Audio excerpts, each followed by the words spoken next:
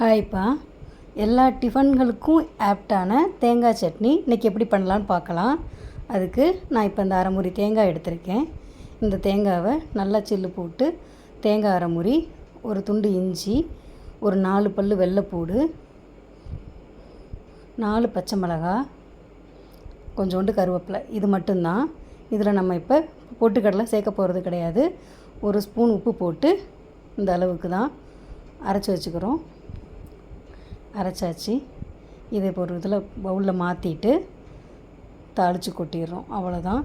இந்த இது ரொம்ப நல்லாயிருக்கும். பொட்டுக்கடலை இல்லாமல் இருக்குன்றதுனால சுவை குறையவே குறையாது. ரொம்ப சூப்பராக இருக்கும். தேங்காய் சட்னி நல்லா ப்யூர் ஒயிட்டாக இருக்கும். நீங்கள் இதே மாதிரி ஒரு தடவை ட்ரை பண்ணி பார்த்துட்டு எப்படி இருக்குன்னு எனக்கு கமெண்ட் பண்ணுங்கள்.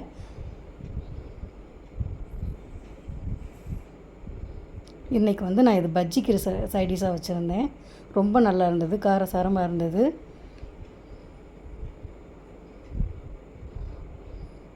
இட்லி, தோசை எல்லாத்துக்குமே நல்லாயிருக்கும். செஞ்சு பார்த்துட்டு கமெண்ட் பண்ணுங்கள். தேங்க்யூப்பா.